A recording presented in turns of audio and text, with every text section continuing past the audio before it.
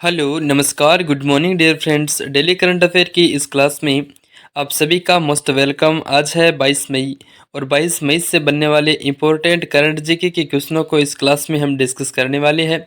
इससे पहले हम देखते हैं कि कल की क्लास का रिवीजन। तो पिछली क्लास में हमने देखा था कौन सा देश पहली बार फीफा महिला विश्व कप 2027 की मेज़बानी करने जा रहा है। तो 2027 में फीफा महिला विश्व कप की मेज़बानी करने जा रहा है ब्राज़ील देश। नेक्स्ट है किस देश के राष्ट्रपति इब्राहिम राइसी का हेलीकॉप्टर दुर्घटनाग्रस्त के कारण निधन हो गया। तो ईरान देश के राष्ट्रपति इब्राहिम राइसी का हेलीकॉप्टर दुर्घटनाग्रस्त में निधन हो गया। नेक्स्ट है किस देश में मानसिक पीड़ा के आधार पर 29 साल की युवती जोराया टेरबिक की इच्छा मृत्यु मृत्यु की अनुमति मिली है। तो नीदरलैंड देश में मिली है। नेक्स्ट है विश्व मधुमक्खी दिवस कब मनाया जाता है। तो 20 मई को विश्व मधुमक्खी दिवस मनाया जाता है। अगला क्वेश्चन है विश्व एड्स वैक्सीन दिवस कब मनाया जाता है। तो 18 मई को विश्व एड्स वैक्सीन दिवस मनाया जाता है। नेक्स्ट क्वेश्चन है जापान और किस देश ने हाइपरसोनिक मिसाइल के इंटरसेप्टर विकसित के लिए समझौता किया है। तो जापान और अमेरिका देश ने। नेक्स्ट है अलोर्डा कप 2024 में महिलाओं की 52 किलोग्राम वर्ग मुक्केबाजी में स्वर्ण पदक किसने जीता है। तो निखात जरीन ने जीता है।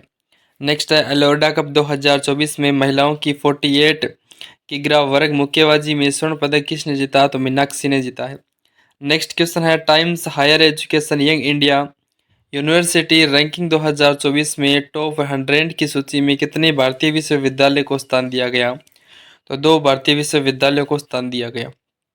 नेक्स्ट क्वेश्चन है आईआईबीएक्स का ट्रेंडिंग क्लियरिंग सदस्य बनने वाला पहला बैंक कौन सा बना। तो एसबीआई बैंक बना है आईआईबीएक्स का ट्रेंडिंग क्लियरिंग सदस्य बनने वाला। ये थे दोस्तों इंपॉर्टेंट क्वेश्चन जो हमने रिवीजन बतौर किए हैं। अब देखते हैं आज के इंपॉर्टेंट करंट जीके के क्वेश्चनों को। आज का पहला क्वेश्चन है हाल ही में किस देश ने 10 वर्षीय ब्लू रेजिडेंसी वीज़ा लॉन्च किया है। तो ये किया है यूएई ने। डी ऑप्शन एकदम परफेक्ट आंसर है। डिटेल से अगर हम बात करें तो यूएई ने 10 वर्ष से ब्लू रेजिडेंसी वीज़ा लॉन्च किया है। संयुक्त अरब अमीरात ने पर्यावरण संरक्षण को बढ़ावा देने की दिशा में एक महत्वपूर्ण कदम उठाते हुए पर्यावरण की सुरक्षा के योगदान देने वाले व्यक्तियों के लिए स्पेशल 10 वर्षीय ब्लू रेजिडेंसी वीज़ा सुविधा लॉन्च की है। ब्लू रेजिडेंसी वीज़ा उन लोगों के लिए एक स्पेशल परमिट है जिन्होंने समुद्री जीवन भूमि आधारित पारिस्थितिकी तंत्र मतलब वायु गुणवत्ता और अन्य क्षेत्रों सहित विभिन्न पर्यावरणीय क्षेत्रों में असाधारण योगदान दिया है। उनके लिए यूएई में ब्लू रेजिडेंसी वीज़ा लॉन्च करेगा 10 साल के लिए। इसी में अगर संयुक्त अरब अमीरात की है अगर हम बात करें तो राजधानी है वो है अबू धाबी। मुद्रा है संयुक्त अरब अमीरात की वो है अमीरात दिरहम। और वर्तमान में संयुक्त अरब अमीरात के प्रधानमंत्री है वो है मोहम्मद बिन राशिद अल मखतूम। वर्तमान में यहाँ के राष्ट्रपति है मोहम्मद बिन जायद अल नह्यान। करंट अफेयर से अगर यूएई को रिलेट करें तो वर्ल्ड गवर्नमेंट समिट 2024 का आयोजन दुबई संयुक्त अरब अमीरात में किया गया। नेक्स्ट क्वेश्चन है विश्व की पहली हवाई टैक्सी की शुरुआत कहाँ की गई। तो वो दुबई में की गई संयुक्त अरब अमीरात की। नेक्स्ट है प्रधानमंत्री नरेंद्र मोदी ने 14 फरवरी 2024 को संयुक्त अरब अमीरात की राजधानी अबू धाबी में पत्थर से बने पहले हिंदू मंदिर का भी उद्घाटन किया। और नेक्स्ट क्वेश्चन है प्रधानमंत्री मोदी ने भारत मार्ट की आधारशिला कहाँ रखी। तो वो रखी संयुक्त अरब अमीरात के दुबई में। इंपॉर्टेंट है, ध्यान में रखेंगे।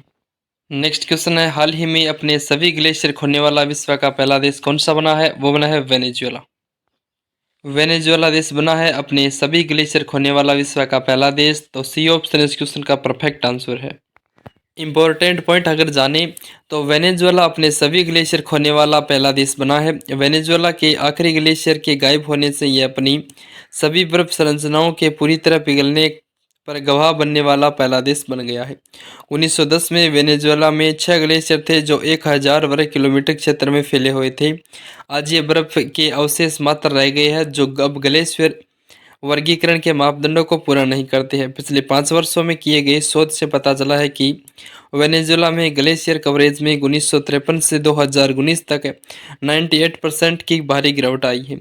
अगर वेनेजुएला की अगर हम बात करें तो राजधानी है कराकस। मुद्रा है वेनेजुएला बोलीवर। वर्तमान में यहाँ के राष्ट्रपति है निकोलस मादुरो।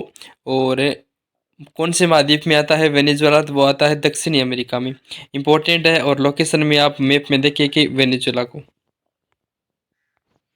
अगला क्वेश्चन है 5 जून 2024 को गंगा और उसकी सहायक नदियों को लक्षित कर प्लास्टिक मुक्त नदी अभियान कितने राज्यों में शुरू किया जाएगा? तो ये किया जाएगा 7 राज्यों में।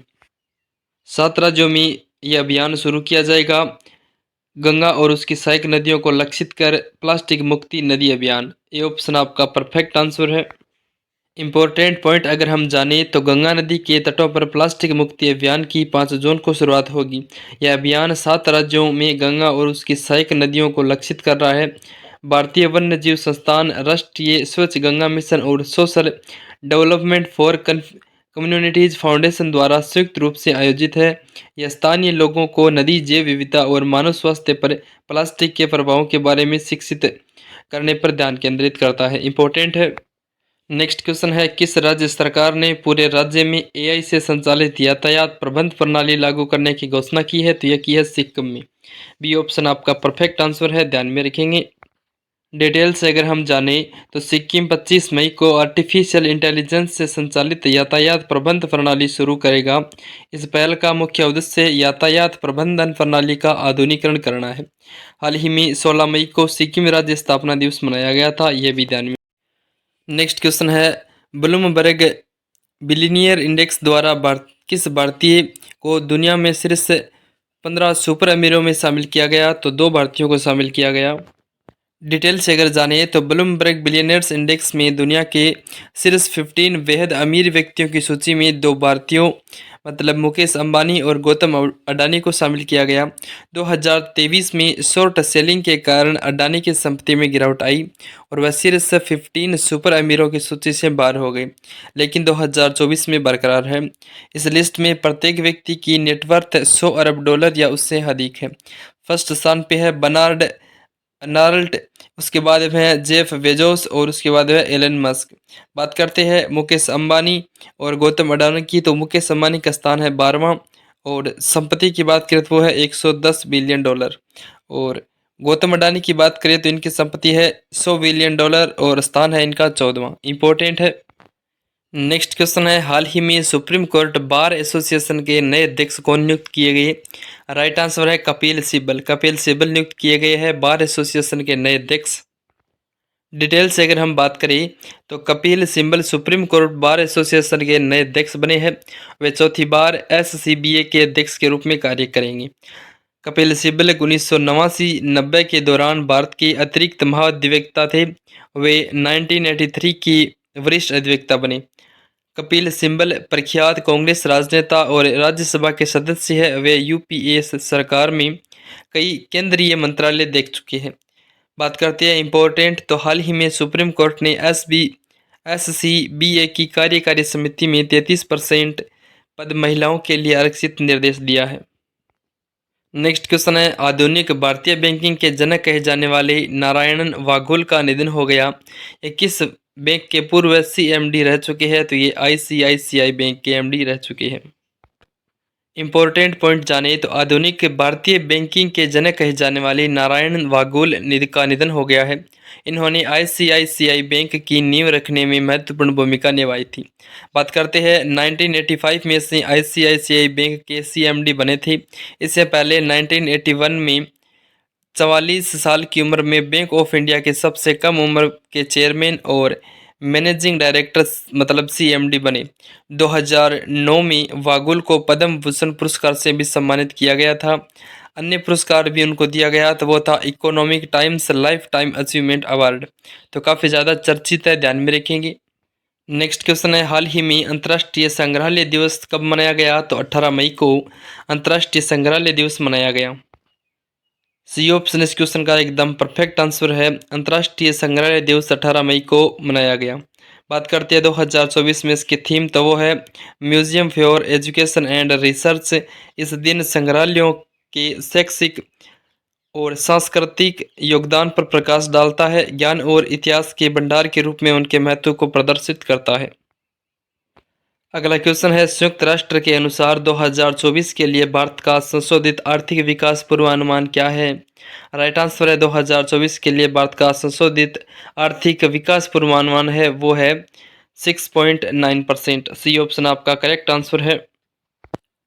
इम्पोर्टेंट पॉइंट जानिए तो संयुक्त राष्ट्र ने मजबूत सार्वजनिक निवेश और निजी खपत के कारण भारत के 2024 के विकास पूर्वानुमान में 6.2% से बढ़ाकर 6.9% कर दिया है।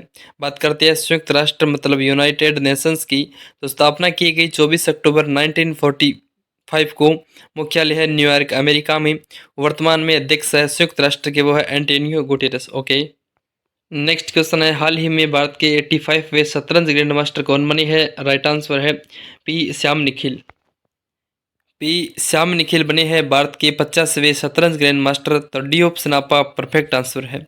8 साल की उम्र में अपना करियर शुरू करने वाले 31 वर्षीय शतरंज प्रतिभावान खिलाड़ी ने आखिरकार 2024 दुबई पुलिस मास्टर्स शतरंज टूर्नामेंट में अपना तीसरा और अंतिम जीएम मापदंड हासिल किया है। और वैशाली की बात करें तो ये 84वें भारतीय जीएम थी। इसमें हम बात करें तो भारत के 84वें शतरंज ग्रैंड मास्टर कौन थे? तो वो थे आर वैशाली। और 85वीं है पी श्याम निखिल। तो इंपॉर्टेंट क्वेश्चन है सारे ही दोस्तों, ध्यान में रखना। और दोस्तों इसी के साथ हमने आज की टॉप 10 करंट अफेयर को विद डिटेल के साथ एक्सप्लेन किया। उम्मीद करूंगा जानकारी पसंद आई होगी। अब देखते हैं आज के स्टैटिक जीके को। तो आज के स्टैटिक जीके में हम देखने वाले हैं इंटरनेशनल बाउंड्रीज। इंपॉर्टेंट रहती है वनडे एग्जाम के लिए, तो दोस्तों ध्यान में रखेंगे, मैं बताता हूँ।